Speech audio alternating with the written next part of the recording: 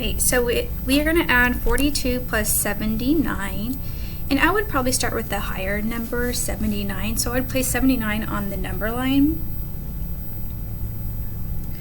And then from there I would decompose 42. I would jump up 1 to get to 80.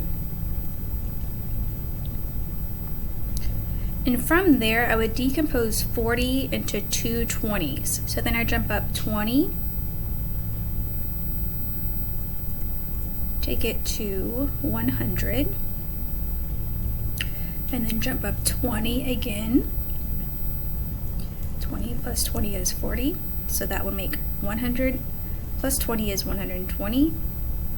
And then we have a leftover 1, jump up 1 more, and we get to 121. When adding 42 plus 79, I would also start with the larger number. So I'm going to start with 79 on the left since we're adding, and I want to jump to the right.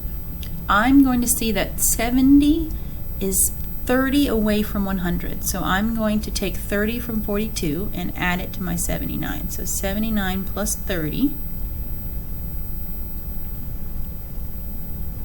is going to take me to 109. And that leaves me 10 more from the 40, so I'm going to do a jump of plus 10 to 119.